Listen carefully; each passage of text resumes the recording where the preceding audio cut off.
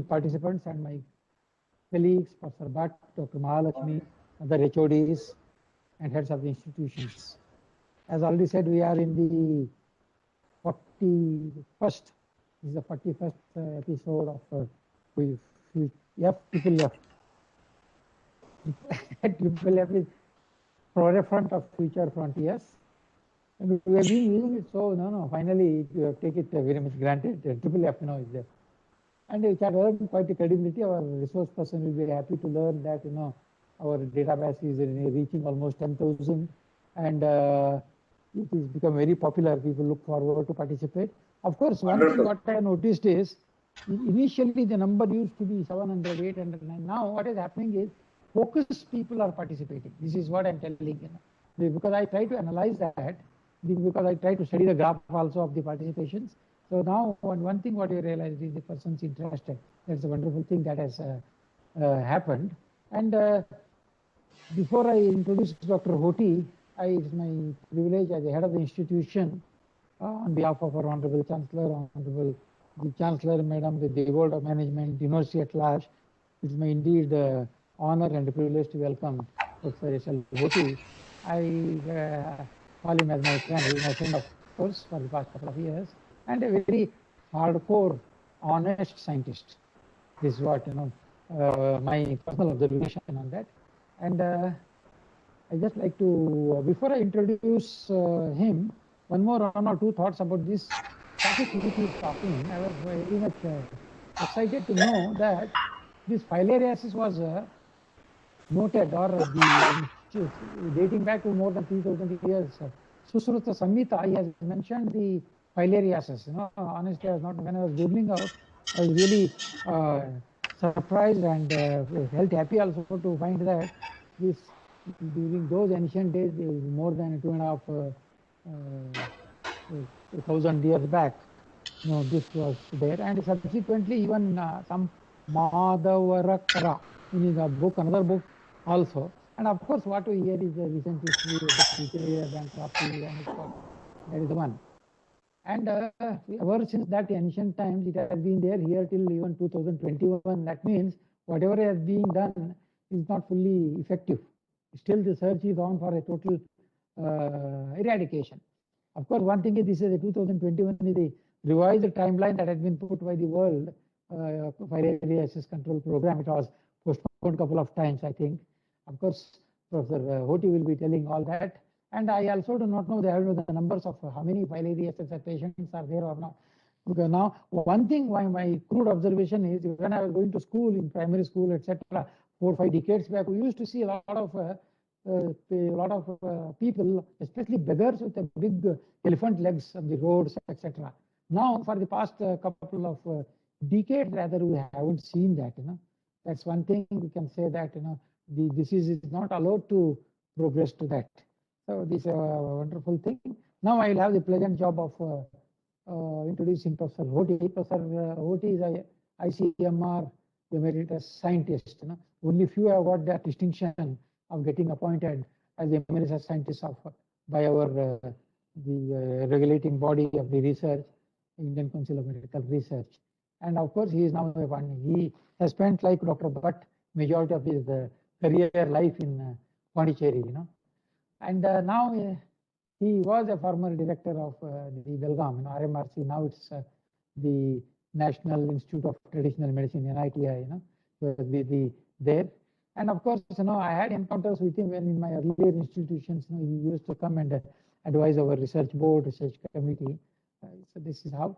And he was a former temporary advisor to WHO, CRO, and a former advisor to World Bank on helminthic drugs resistance. And this the new drug, the one somebody got Nobel Prize for that. Dr. Hoti might tell the new drug which has been added to the armamentarium of these antifilarial drugs. 2 drugs were there. Apart from that, albendazole and another one. This third one, Sampectin, I don't remember the name. So now he is also the expert member in the World Federation of Parasitology. That's a great distinction for any Indian. And his achievements, he worked on the development of biological control of vector mosquitoes and isolated indigenous strains of these Bacillus thuringiensis var, and BTI. I don't know, this number BCRC81B17, and another one is lysine bacillus.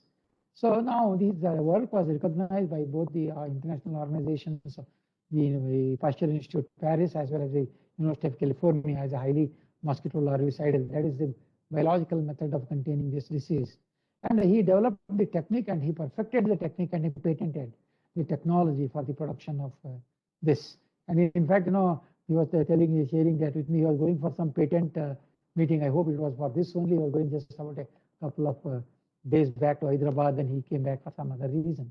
Now he also developed technologies for L-DOPA, and of course he's awarded a PhD from the prestigious Madras University, Chennai, and he's a Deputy Observer Fellowship Wellcome Trust, the Oxford University, Oxford. Unique distinctions, one can be really proud of. As his contributions are extensively on the basic and immunological molecular biology of filarial parasites, this Wuchereria bancrofti and B. melli, in the last 3 decades. He is a pioneer work he has done. And he has also developed the specific RT-PCR assay for that. And it's a major contribution towards understanding genetic structure and diversity of this Wuchereria bancrofti, and developed the AL2 gene-based molecular marker for that. That's a wonderful path-breaking invention. And developed arachidonic acid and beta-tuberil-based PCR assays.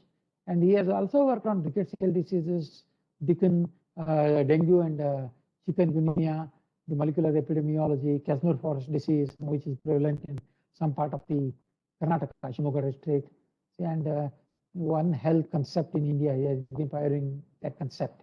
And he currently is working on developing inexpensive POC immunodiagnostics, which is the need of the hour.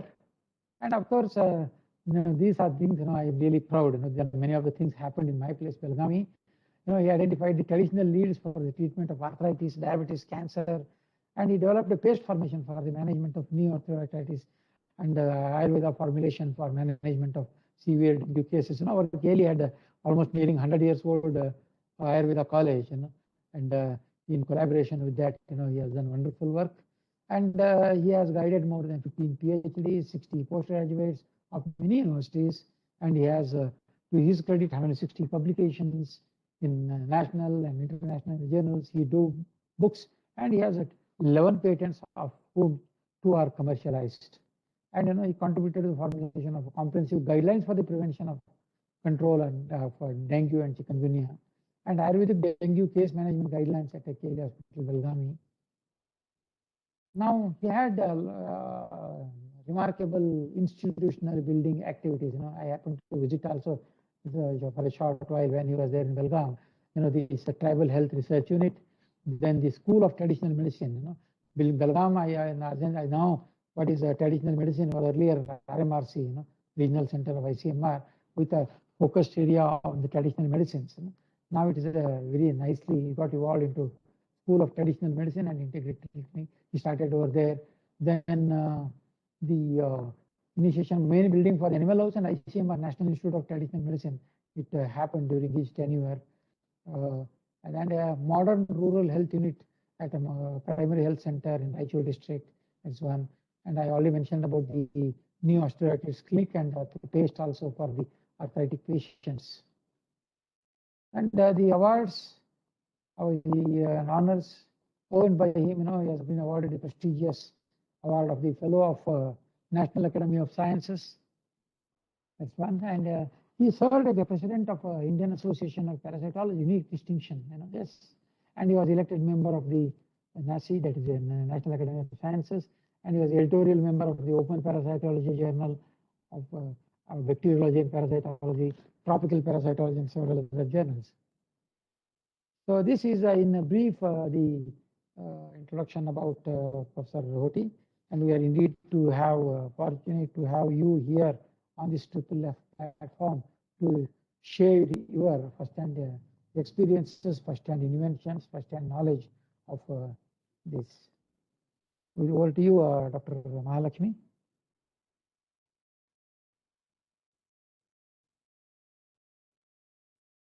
Yes.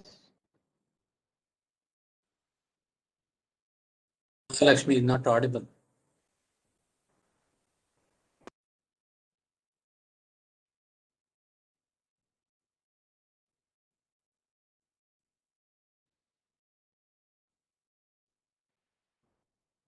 I thought something went to my Bluetooth, which happens quite often.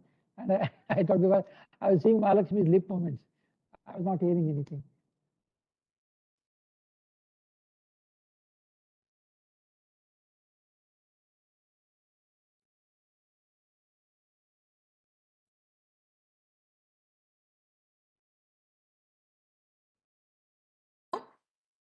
Yeah.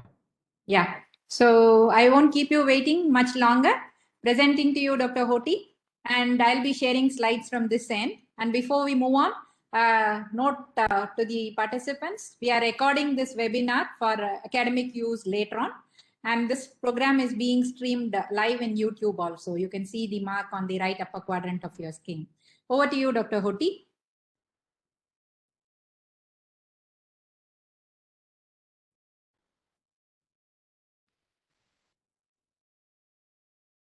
Now he is muted.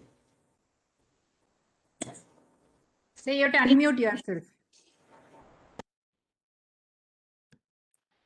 Thank you, Dr. Mahalakshmi, and I thank the Dean, Dr. Kotur, for his kind words and for this opportunity, and also to Dr. Bhatt, who initiated me into this session.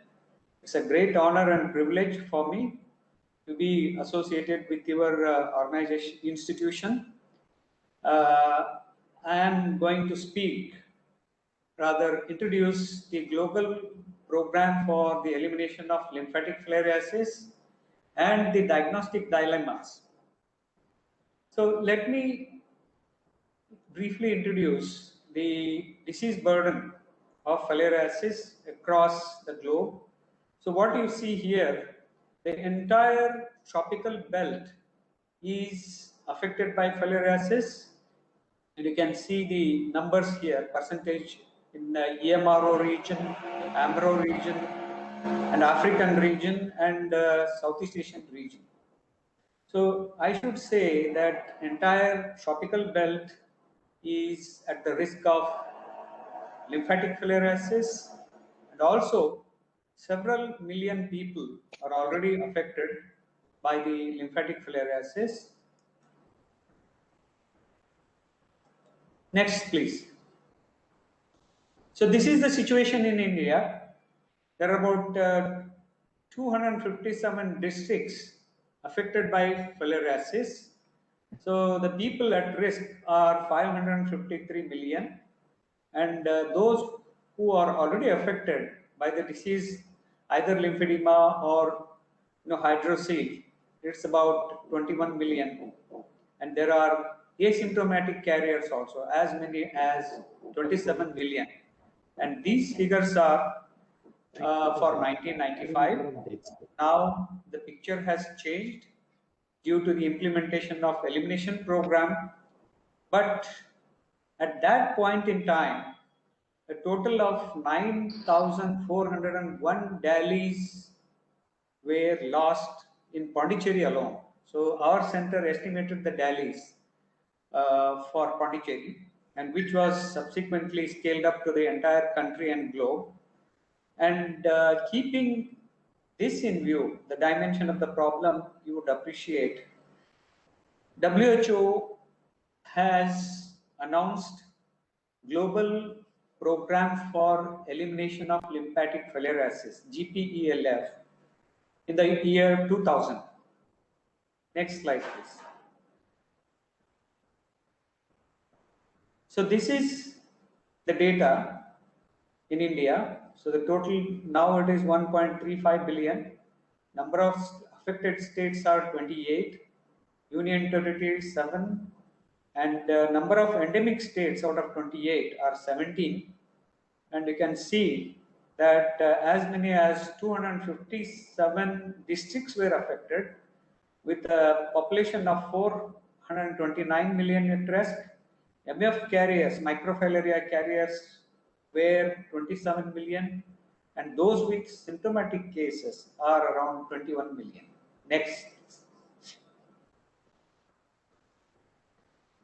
You can see the smiling faces here, but just don't look at the faces, look at their legs. They already have the symptoms. basically lymphatic filariasis is a childhood disease. It is acquired during childhood, and the infection keeps accumulating over years. And when we look at the graph, age profile graph, it is the young people around 20 to 30 years are most affected. And I should tell you that they are the most productive people. And once they get affected by this disease, their livelihood is affected. Not only that, even their marriage prospects are affected. Next slide, please. So these are the symptoms. I don't need to talk about the symptoms here because most of you, including the students, must have learned the various clinical manifestations of lymphatic filariasis. You have subacute asymptomatic carriers, then you have acute clinical manifestations such as lymphangitis, etc. Then you have hydrocele lymphedema of the lower limbs, chyluria. Then another major clinical manifestation is tropical pulmonary eosinophilia. And there are some other minor manifestations as well. Next, please. So these are some of the lymphedema manifestations. Next. So as you can see here, this lady is the only bread earner for her family. But you can see the burden, disease burden in her. So that is something which, greatly affects the poorest of the poor in our country and also in African and Latin American countries.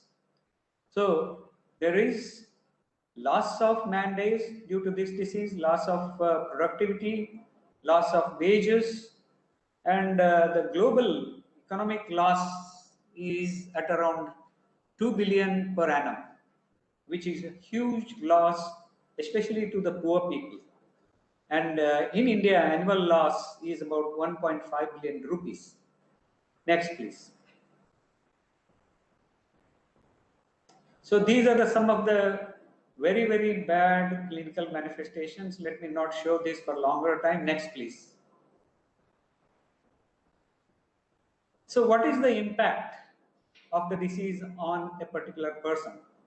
There is a societal stigma, anxiety, then ostracization by the society, psychological trauma, as also the sexual dysfunction in especially the men. Then they are also affected by way of mobility, travel, educational opportunities, employment opportunities, and, as I said, marriage prospects. Next, please. So these are the problems which an affected person undergoes and faces. Just to introduce the life cycle of this parasite, the mosquito, which already has the infective stage of the mosquito larvae, bites a human being, fresh host, and the larva goes and resides in lymphatics, where it grows to adult stage, and in the lymphatics, they form a nest around themselves, both male and female together. They form a nest around themselves in the lymphatics, and when they mate, the female produces the young ones called microfilaria. These microfilaria are picked up by the next vector, that is a mosquito, and in mosquito the larva grows to first stage, second stage, and third stage. Third stage is the one which is infective stage, and when it attains the infective stage, it comes and sits in the head, so that as and when the female mosquito bites the next human, it is transmitted to the human being, next host. Unlike malaria or other viral diseases, the filarial parasite is not directly injected into the bloodstream. It is just deposited on the skin. So this is very important to note. So after that, the parasite finds the biting site and enter inside the host. So this is the mechanism of transmission. Unlike the protozoal or the arboviral pathogens, this is something very strange. Next, this is the microfilaria, and this is the vector. There are several different vectors, but in India, it is Culex punctifasciatus is the main vector in the mainland India, but in Andaman Nicobar Island, it is Aedes vittatus, which is a day-biting mosquito. So therefore, we have two types of strains in India. In the mainland, we have nocturnal periodic strain of Wuchereria bancrofti, and in Andaman Nicobars, we have diurnally subperiodic strain of mosquito of the parasite. So we have two different parasite strains within India. Next, please. So keeping in view the huge disease burden and the sufferings the person undergoes, the WHA, World Health Assembly, identified it as a major neglected tropical disease and decided that this disease should be targeted for elimination. And the program for elimination of lymphatic filariasis was launched in the year 2000. And the program has two arms. One is cutting down the transmission, and the other one is alleviating the sufferings of the people who are already affected. So towards cutting down the transmission or interrupting the transmission, the strategy was to use DEC plus albendazole, annual mass single dose chemotherapy, and for alleviating the suffering, it is community-based lymph hygiene. So these two, and in addition to lymph hygiene also, the strategy is to suggest surgery of hydrocele. So basically, these two are the arms for the current strategy of elimination of lymphatic filariasis. And the target to eliminate lymphatic filariasis was set as 2020, and Indian government was much more enthusiastic.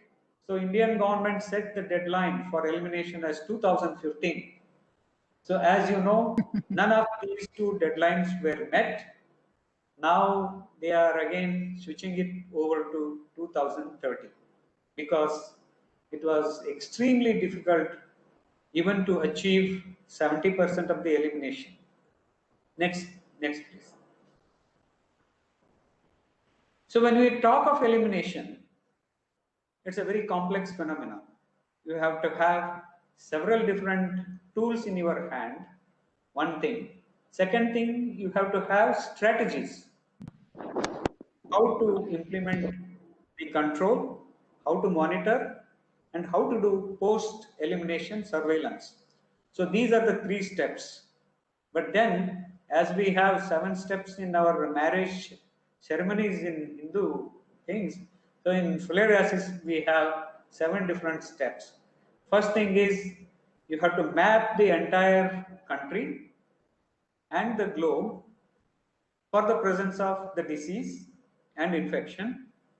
Then you have to identify the chemotherapy strategy or design the chemotherapeutic strategies, and then do advocacy followed by transmission control using the chemotherapies, and then simultaneously you also have to have monitoring and evaluation of the program. Finally, once you achieve certain lowest level of infection, you have to go for certification. And once you certify that the particular state or country has qualified for certification as having eliminated the disease, then you have to still continue the surveillance because there can always be recrudescence or resurgence. So these are the various steps which were strategized for elimination of lymphatic filariasis. And we at VCRC developed several different tools diagnostics. Then we conducted clinical trials, hospital-based clinical trials to identify the drugs that can be used in the mass drug administration. And we identified biomarkers for monitoring and evaluation and also for certification. So with these tools and strategies in hand, the program was launched in India in the year 2004 and subsequently, next please.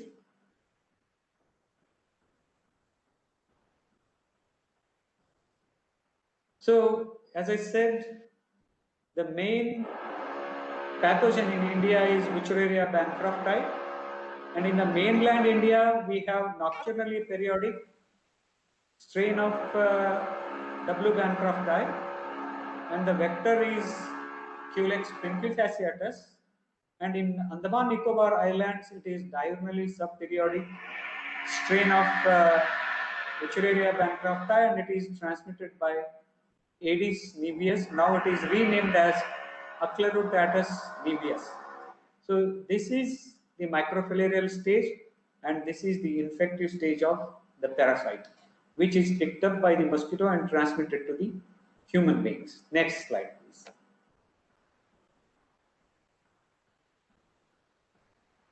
So as mentioned by Honorable Dean, lymphatic filariasis is a very ancient disease, and Sushruta has mentioned it as a sleep adder, and it is also documented in another ancient text of India called Madhavakara.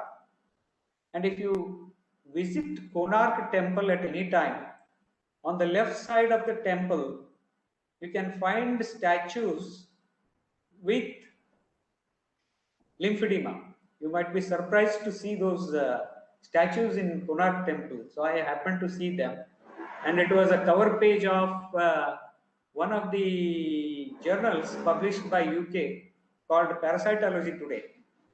So the statue with the legs, swollen legs, was the cover page of that journal once. Next, please.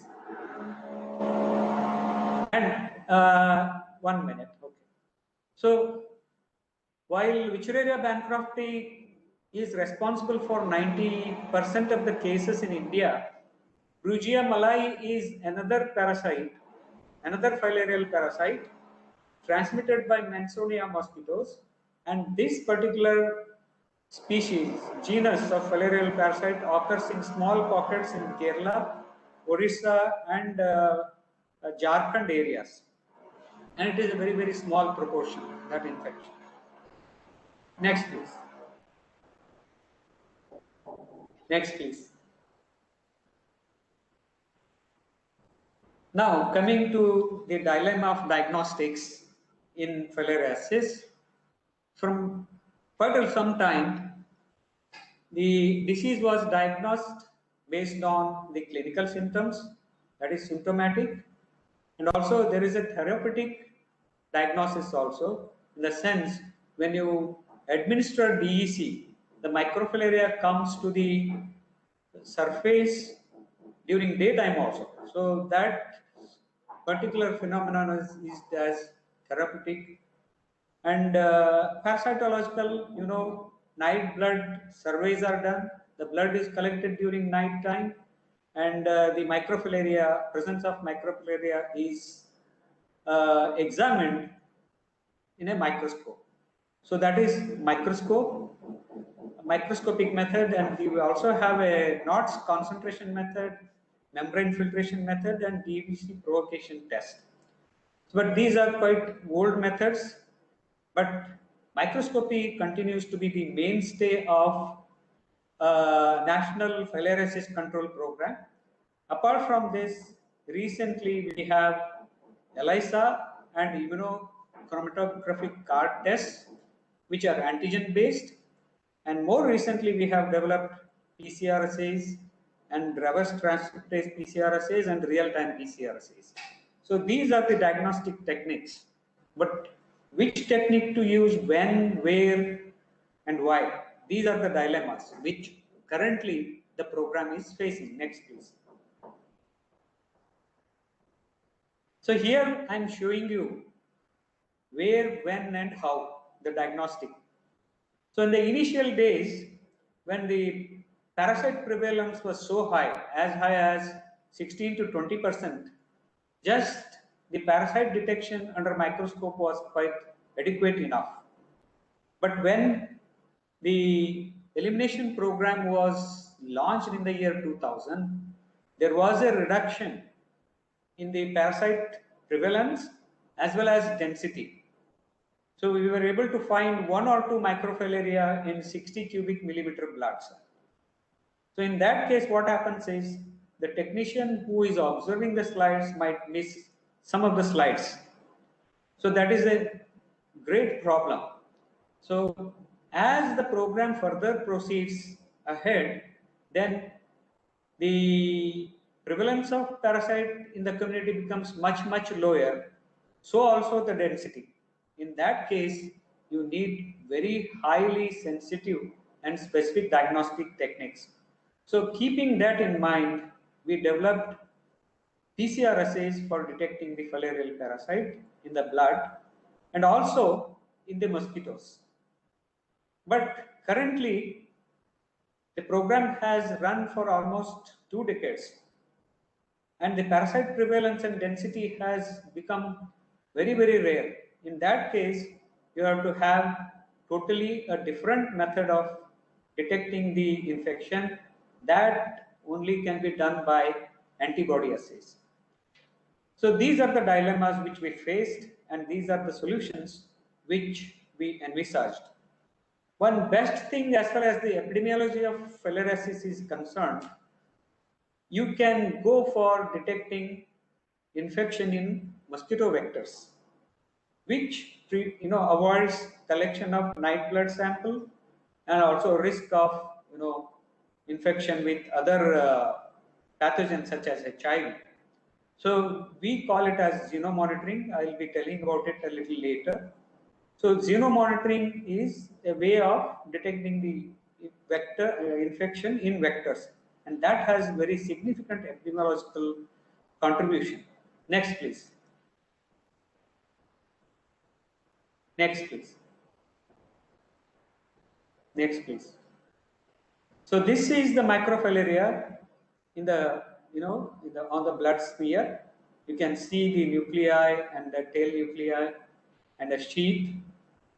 Next, please. So people also developed antibody assays. There are 2. Previous one, please. There are 2 rapid tests for antibodies. One is WB rapid and LF rapid. And there, Gary Weil in USA, his group developed BM14 ELISA, and these tests have around 98 to 96% sensitivity and specificity. Next, please. So this is a diagnostic called immunochromatographic card test, and there is an ELISA also, which is called as OG4C3 assay. These 2 tests detect the circulating filarial antigens in the blood or the serum, and therefore you can detect the infection during daytime itself. So you need not wait till late. Collection of blood sample during night is a very dangerous proposition, because our technicians sometimes were beaten up by the community people because they felt that they are disturbing their entertainment and sleep. So it is always desirable that the diagnosis should be based on daytime blood sample. So these 2 assays help to use the daytime blood sample for detection or diagnosis. Next, please. So ultrasound is another diagnostic tool for detecting the worms. You can see the worm here in the lymphatics. So ultrasound is also very helpful in detecting the infection in humans. Next, please. This is the same picture. Next, please. Next. Now,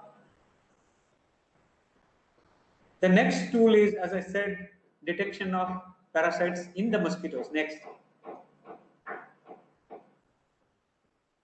So what is done when you look at the epidemiology of, if you are interested to look at the epidemiology of filariasis, or you are targeting for elimination program, one of the measures which you can estimate is vector infection, which gives the indirect estimation of infection in humans. So there are three measures in this: annual transmission index, risk of infection index, and annual transmission potential. These are the three parameters which are normally worked out, determined whenever people worked on the epidemiology of filariasis. So next, please. But this technique of dissecting mosquitoes is very cumbersome and biased, and this is okay if you are doing epidemiological studies in a limited area. But when you want to go for global program for elimination, and if you want to look at the parasite prevalence, then microscopy or dissection are totally inadequate. So keeping this limitation in mind, we developed molecular PCR assays, both for Wuchereria bancrofti and Brugia malayi, the two filarial parasites in our country. Next, please. So we also developed one gadget, which is nanotechnology based biosensor. I will show you more pictures. Next, please. So we developed PCR assays for Wuchereria bancrofti based on SSP1 repeat DNA sequences, and in Brugia malayi there is a repeat which has as many as 30,000 copies per genome, which is known as HHA1 based repeat. So these two assays have been very useful for mapping filariasis in our country. Next, please. So this is a very simple technique. You know, usually when people dissect the mosquitoes and observe, at the most 5 technicians sitting for 8 hours can dissect about 200 mosquitoes. Whereas in PCR, you can use 25 mosquito, pool of 25 mosquitoes per sample, which means to say that one technician sitting here can assess infection in as many as 2000 mosquitoes per day. So you can imagine the throughput, jump in the throughput from 200 samples by 5 people and 2000 samples by 1 person. So this technique has come very handy for us for monitoring the filariasis elimination program. Next, please.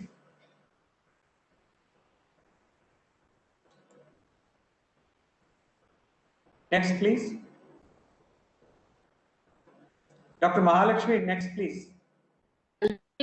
Sir, a rapid extraction of detecting the parasites and mosquito vectors.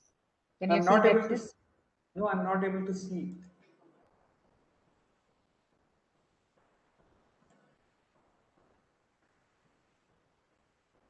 I think it is the next slide on it. Wuchereria bancrofti, Brugia malayi. Yeah, next. Next. Yes, come, sir. No. It's not It is, moving. Mahalakshmi. it has moved for me, sir. 1 second, sir. 1 second. This PowerPoint is behaving stuck. Just getting stuck. 1 second, 1 second. Now? No. The slide, it is not moving. 1 second, sir. 1 second. The slide is stuck up now.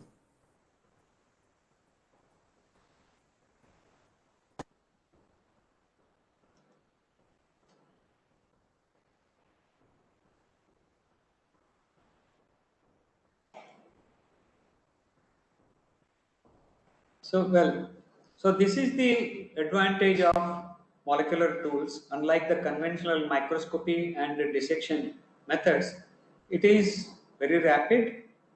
You can analyze the infection in pools of mosquitoes. Recently also in COVID, people started pooling the mosquitoes. pooling the blood, samples, which gave a big advantage over assessing COVID infection in single sample. That saves the cost, that saves the labor, and also it gives you high throughput. So that this way of method we employed almost 20 years ago, pooling of samples for PCR.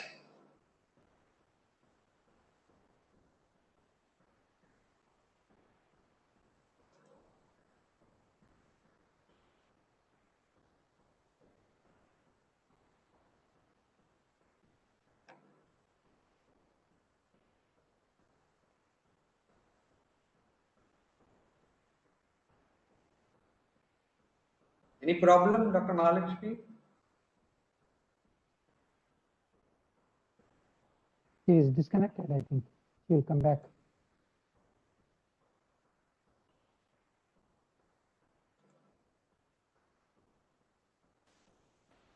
Maybe the net connection this side is cut. Okay. Okay, we cannot see her.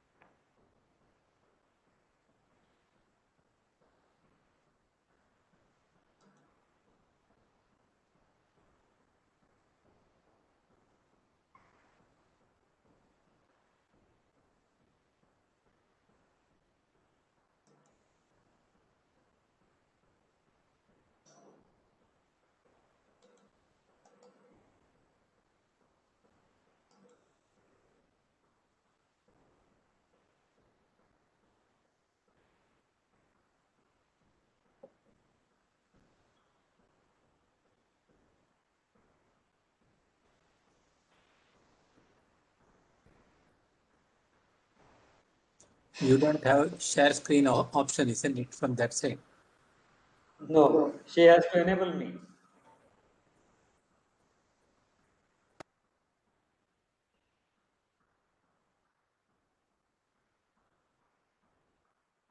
Mahalakshmi, what is happening? Cisco has crashed. Only for you.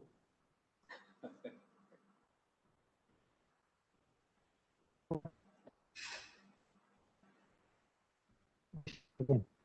Okay.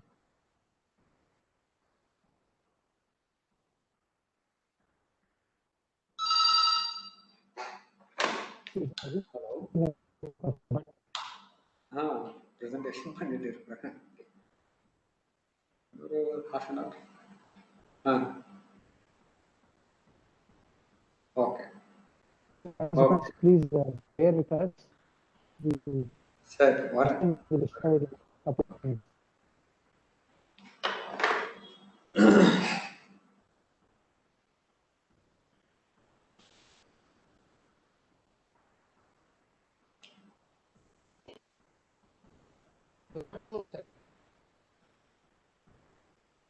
Hello. Hello. Yes. Very nice to see you. Oh, thank you. Yeah. First of all, before this thought, I want to make a small comment. Session in it. We got a very holistic picture of the problem of paralysis. Right from you have started with the historical context. Your voice is breaking. Your voice is breaking, sir.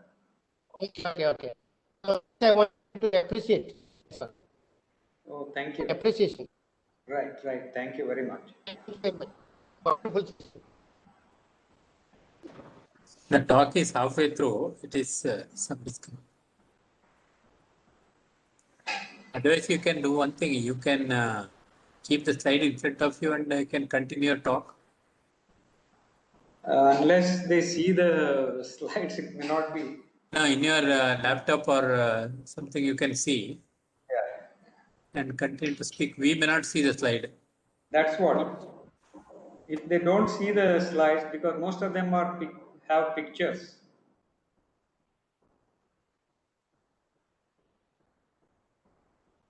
Are you still continuing with the salt with the DEC now?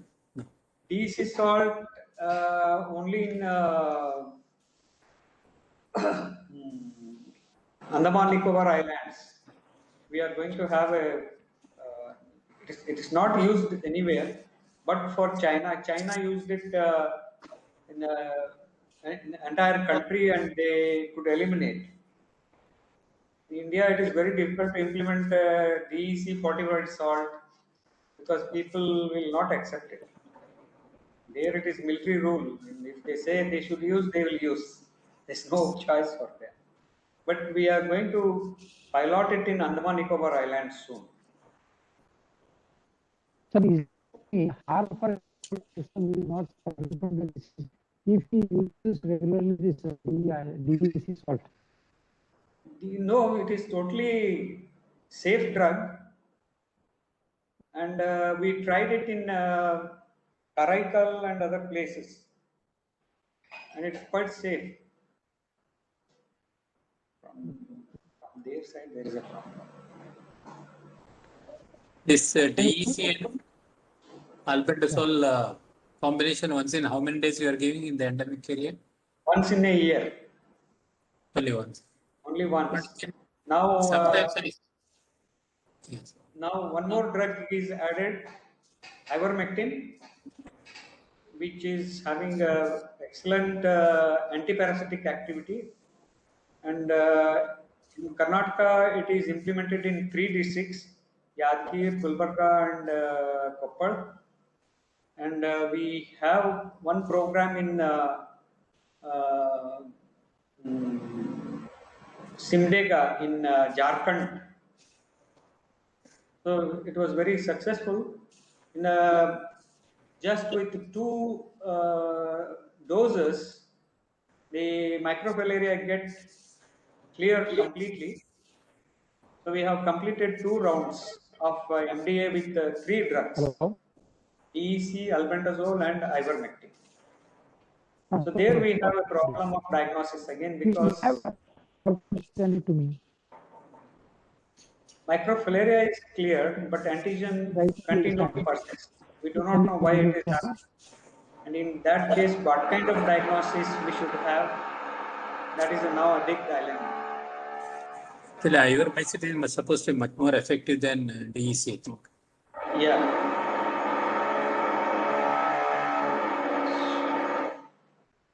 So ivermectin was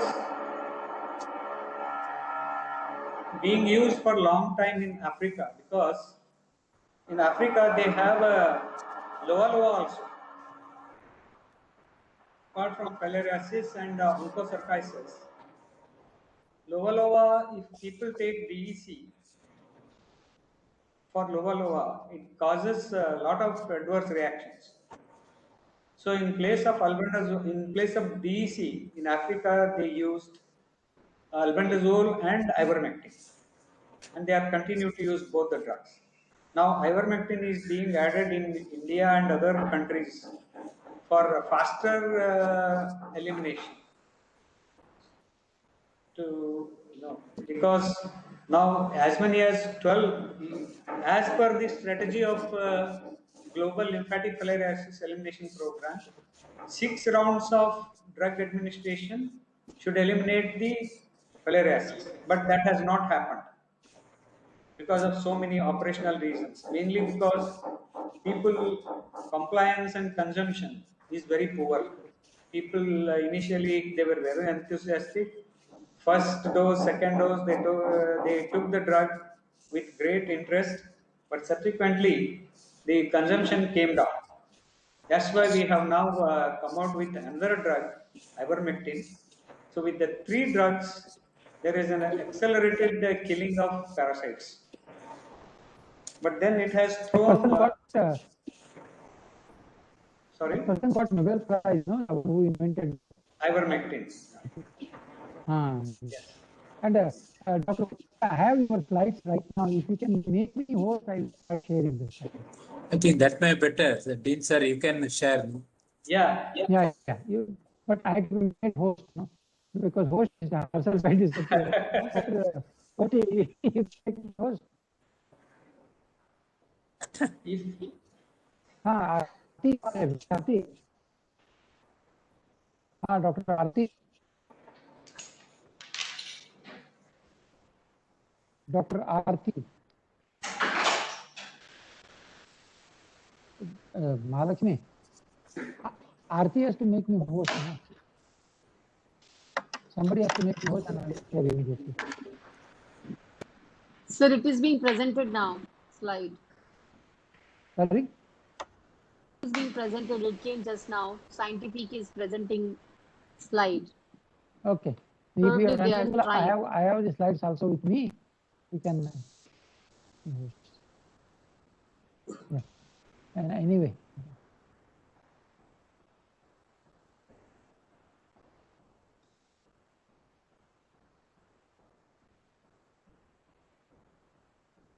It's never happened. This is the first time. Yeah. So sorry, sir. Actually, I don't know what has happened, sir. There was some totally that thing froze. So We can continue from there. yeah, Well, here, sir. We are now here, sir, yeah. for Next. RT-PCR. No, Yeah. before that, RT-PCR, sir. This no, slide, no, sir. Rapid method. even before that.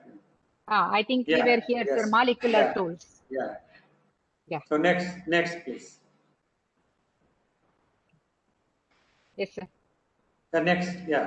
So we developed a very rapid and simple method of DNA extraction for detecting parasite in vectors.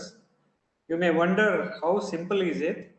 All you have to do is collect the mosquitoes and dry them at 95 degrees centigrade for 3 hours.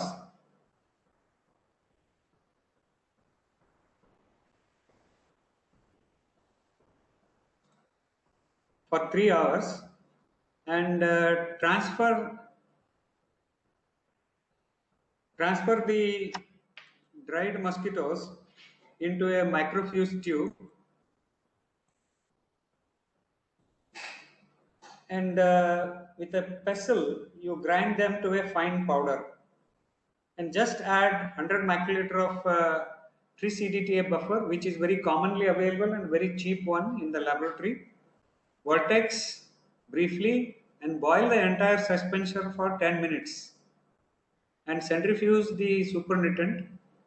Centrifuge the suspension, you get a clear soup. Add the clear soup directly into the PCR tube. That's all. So you don't need to have expensive DNA extraction kits and all those things. So the cost of this is just in paisas, not even in rupees, extraction.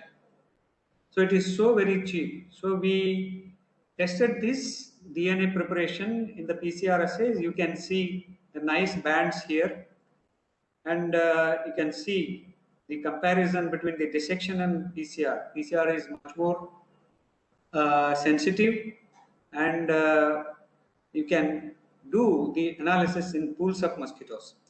So this particular technique of PCR was evaluated in 4 different countries by WHO and it was found to be very useful. Next please. So we have published it in as early as 2001, 2 decades ago we have published this. Just add water like simple buffer, boil and extract the DNA. So no need for any reagents. Next slide please.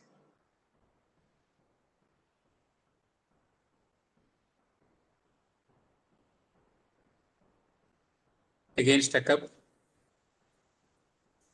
Tools for monitoring and certification. No, it is not moving. Slides are.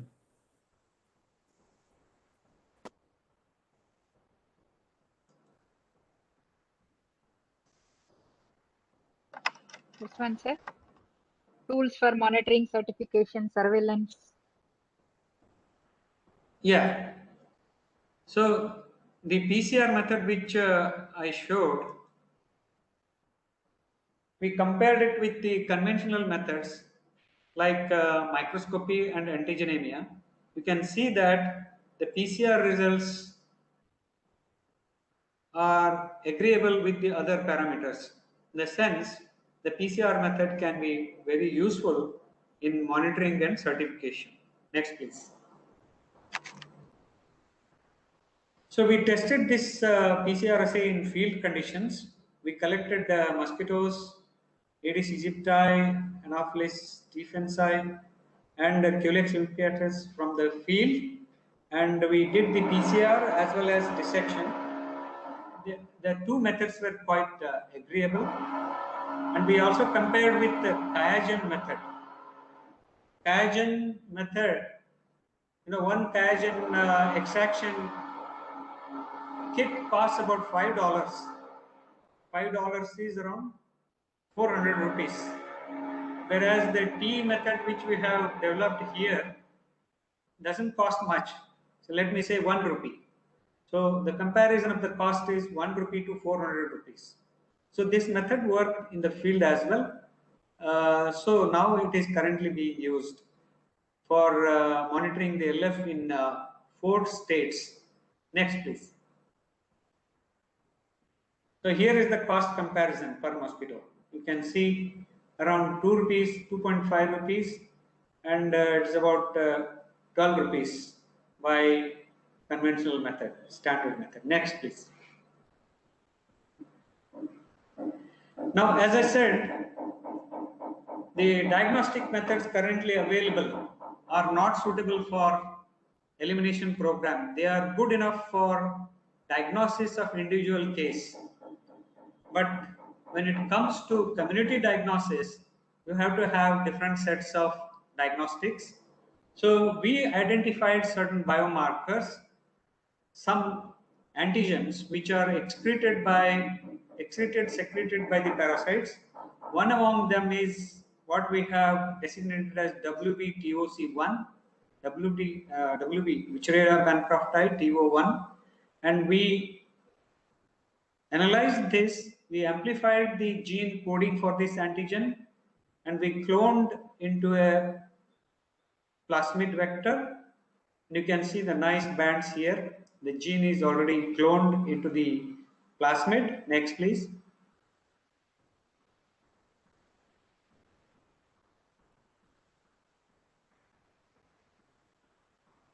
So here you see the purified antigen. So we expressed as a recombinant antigen in a E. coli, and we purified the protein. You can see the pure protein here. Using this protein, next please, we developed a direct enzyme-linked immunosorbent assay, direct ELISA. This is the gene which we have cloned. It is a very interesting gene, the antigen. This is the homology modeling which we did for this molecule. Next, please. So we checked the utility of this ELISA against microfilaria positive cases and non-endemic normal sera, European sera. You can see that the OD values are much higher in microfilaria cases, unlike the non-endemic normal sera. So that shows that this particular antigen is very useful in the diagnosis of filariasis. And further, we checked the reactivity of this antigen in different clinical cases, such as endemic normals, microfilaria cases, and clinical lymphedema cases. Some of the lymphedema cases showed low level of reactivity. In the sense, it can also detect chronic cases, whether it is due to filariasis or something else. Next, please. Again, the same thing. Next, please. So using this antigen, now we have developed a point of care diagnostic, like, pregnancy test and all those things you must have seen. Here is one test cassette Here is a well. You will have to add blood or serum over here and allow it for 10 minutes. You get 2 lines if it is positive, and you get single line in the control line if it is negative. So this is a very simple test for diagnosing lymphatic filariasis. The commercially available one costs about 400 rupees. And we expect this test to be available for around 50 to 70 rupees. And this is indigenous. The one available, we have to import it from USA. That adds to the cost. So we are happy to say that we have now an indigenous test for diagnosing the lymphatic filariasis. It is very sensitive and very specific. Next, please. We tested against different helminthic infections. It did not cross-react. Now the question of resurgence. Once you are successful in eliminating the infection in a particular area, there is always a danger that some residual infection may flare up, leading to large number of cases, or some migrants coming from some other area. For example, people coming from Bihar, Uttar Pradesh, Madhya Pradesh as construction workers. They may bring in some infection.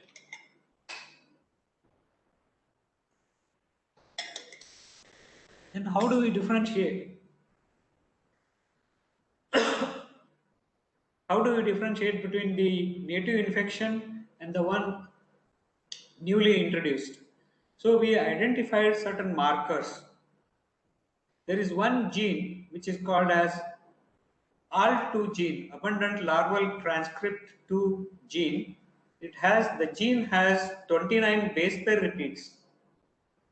And we genotyped based on this gene parasites from all over India. And we found that in the central region of India, this has 3 repeats. Like here you see exon 1, 2, 3. And in Tamil Nadu, the parasites are very homogeneous genetically, expressing only 2 repeats, whereas in Nepal, it was only 1 repeat. So now we can tell that whether it is a resurgence or a recrudescence based on this marker. Next, please. So this is the nucleotide sequence of the repeat sequence. Next, please. Now there is another problem in chemotherapy of lymphatic filariasis. When you administer the drug over months of time, with the immediate dose, with the first dose, the density of the parasite comes down very rapidly in some people, but in some people it persists at a very low level. In some of the individuals, even after repeated dose of DEC albendazole. Why this happens? How do we clear this? That shows that we need to have a better drug than DEC and albendazole. So we did this hospital-based study and we found that in some of the individuals, even after repeated doses of DEC albendazole, some level of parasitemia will continue to persist. And this will be a big problem for us in elimination program. Next, please. So we did the community survey to see how many people respond to the drug, how many people totally respond, how many people partially respond. So we found that quite a good percentage of people are still having parasites even after repeated doses of the drug. What is the reason for this? Whether it is something to do with the parasite or it is something to do with the host, that is human host. Whether the host is genetically different or the parasite is genetically distinct. So we try to understand this. Next, please. So we found that the prostaglandin I2 gene polymorphism leads to this heterogeneity in response to DEC. So we have identified the genes and also the mutations, just like now you are seeing the COVID mutants, B117 from UK, Kent mutant, what they call it. Same way, we found some of the individuals, human individuals, have certain mutations which lead to heterogeneity in response to the drug. Next, please. So now we can say that this person can respond, this person will not respond. And it could be due to the parasite also. That's why we looked at the albendazole resistance. Albendazole is one of the drugs used in the elimination program as a combination. And beta-tubulin, whether it is helminthic parasite like Ascaris or Haemonchus or Fasciola, when you administer the drug DEC, it is the albendazole, it is the beta-tubulin protein is affected. The drug acts on the beta-tubulin and breaks into the fragments. That's how the parasite dies. So we found that a particular sequence in the gene TTC codon is responsible for the drug resistance. So based on that, we have developed a PCR to detect the drug resistance in these filarial parasites. Next, please. Next. So this is the way of management of lymphedema. So you have to, this MMDP is developed by the WHO meeting. So these are the suggested ways of maintaining the hygiene and also managing the lymphedema cases. One has to take pain relievers, cold compress, keep the leg in a resting position, then take sufficient fluids and antipyretics. The most important thing is leg hygiene and foot hygiene. Otherwise, the patient will develop gangrenes and all those things. Next, please. Now, the other thing which we came across is in India, there are some lymphedemas which are due to filariasis, and there are some which are genetic, means primary lymphedemas. Secondary lymphedemas are either due to filarial infection or due to surgery. But the primary lymphedema is mainly due to genetic factors.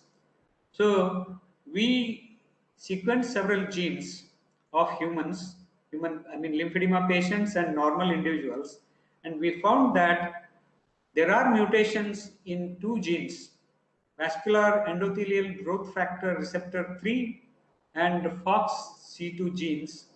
There are certain mutations which predispose the individual for lymphatic filariasis. Next, please. So you can see the genetic sequences. See, these are the sequences. So you can see two peaks here showing the mutation. So that mutation at G320 to T confers predisposition to filariasis in human individuals. Next, please. Next, please.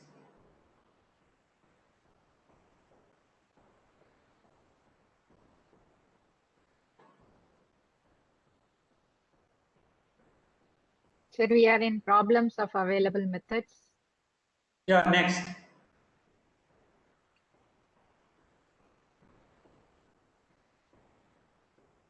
So now it is nearly 2 decades of elimination, and still the problem persists. In India, out of 257 districts, still problem is there in 90 districts.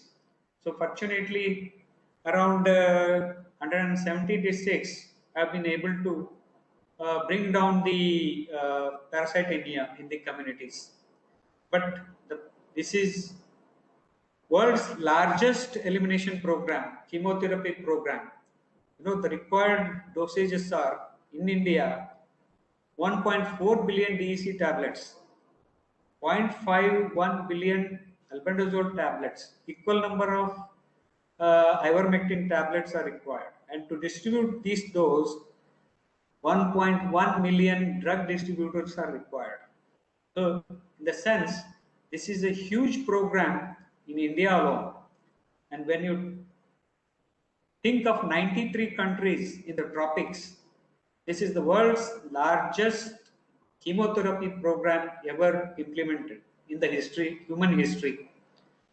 So it is a huge program, and there is a task force for lymphatic elimination program in Atlanta, and it was headed by Eric Koteson, and VCRC is the nodal agency for India, and also collaborating center for WHO for elimination of filariasis. So the policies, the research policies which VCRC makes is accepted easily by the WHO and also the global program for elimination of filariasis. So we are very proud to say that VCRC is playing a very key role in the global program for elimination of lymphatic filariasis. Next, please.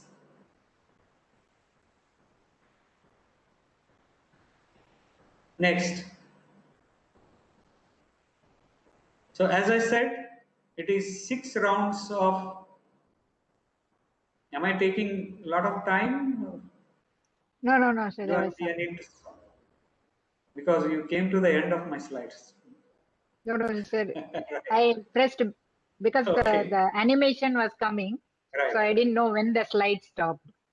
So the strategy for mass drug administration is 6 rounds annually, preferably consecutively, and the consumption and coverage should be at least 65 to 85%, and that impacts the infection to the levels when there will not be any more transmission of the infection. So that is the idea. Next, please. So the set deadlines are the parasite MF rate in the community should be less than 1%, and only when it is below 1%, we consider that the area is suitable for assessment of transmission and certification, means for elimination.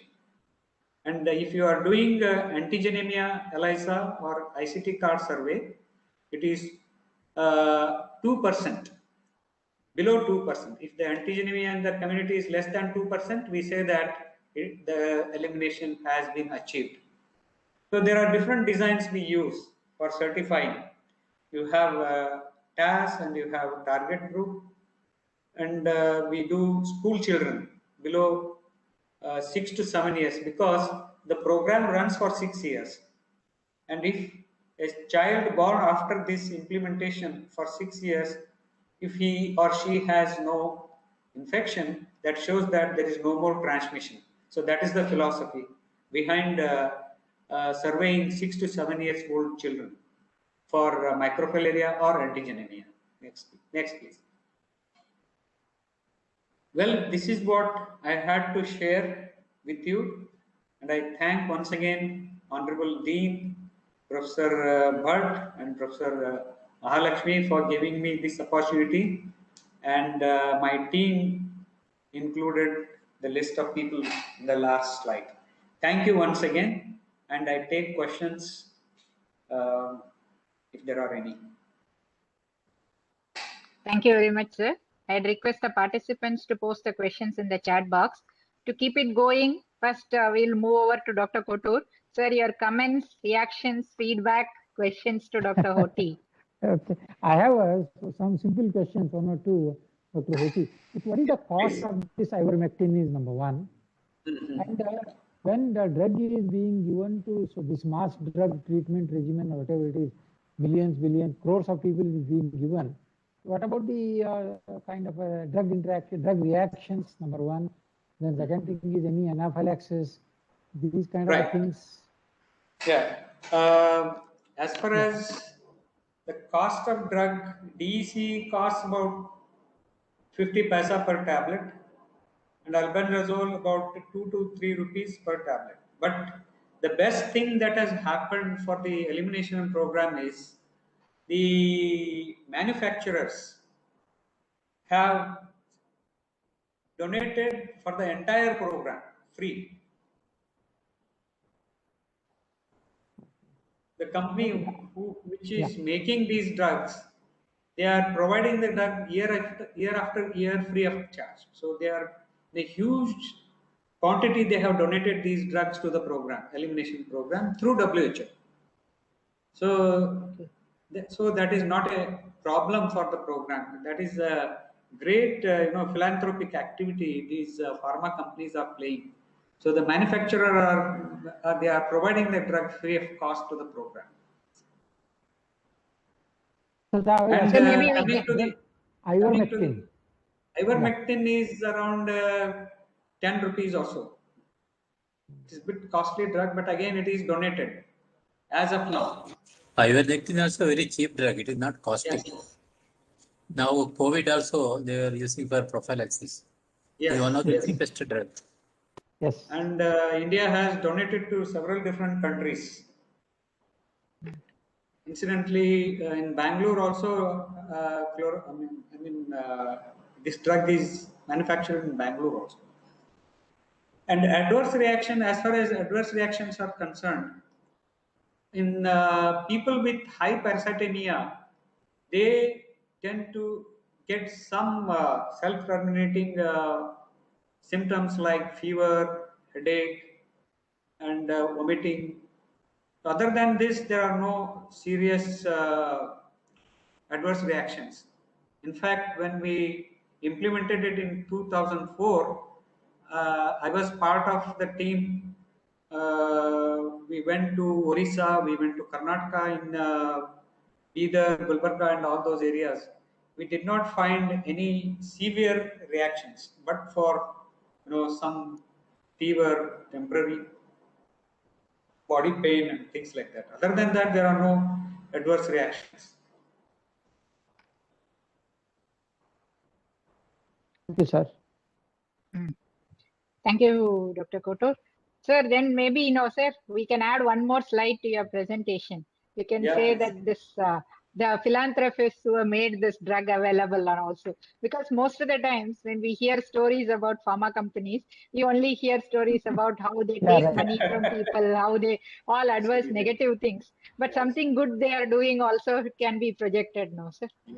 Like we had some discussion about malaria last week, about who has adopted this program.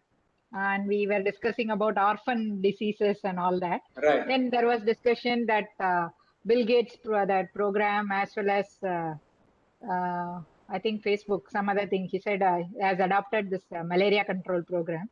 So similarly, we can share this information also. There's one more question from Dr. Vishnu Bhatt. The MERA India is the malaria elimination program in India. MERA India. Acronym is MERA India. And VCRC is part of the monitoring task force. For malaria also, sir? For malaria also. Okay. Even now, visceral leishmaniasis is also targeted for elimination, where again VCRC is playing a major role. Okay. Mosquito is small, but programs are big. Right. Sir, Dr. Vishnu Bhatt has a question for you. Yes, he's asking, is the program of mixing DEC in common salt still continuing? There was this program, I think we used to read in Park and Park. Yes, Dr. Bhatt. We discussed this when the line went out of. But I think we can plan mixing of all the three drugs in the salt if the taste does not alter too much. This was tried in early 70s in Pondicherry itself by Dr. Samba Shivam and some people at that point of time in Karaikal. That was very successful. You don't need to add any more drug. If you can administer the drug salt for about 1 year, there is a drastic reduction of prevalence of microfilaria in the community. So we have demonstrated in 3 islands of Car Nicobar Island from VCRC. Now we have proposed a program to Government of India to cover the entire Andaman Nicobar Islands for piloting it. Once we show some good outcome from there, we are thinking of suggesting to Government of India to scale up into the mainland India also. Is there any animal host or something else? Because if you eradicate from human beings, will it keep coming from somewhere? Fortunately for Wuchereria bancrofti, there is no other host other than humans. But for Brugia malayi, there are some zoonotic infections also. But that is a very minor component as far as lymphatic filariasis is concerned. 99% of cases are due to Wuchereria bancrofti. Only 1 or 2% are due to Brugia malayi, and most of those pockets now have been eliminated. So Brugia malayi is not a problem at all in our country.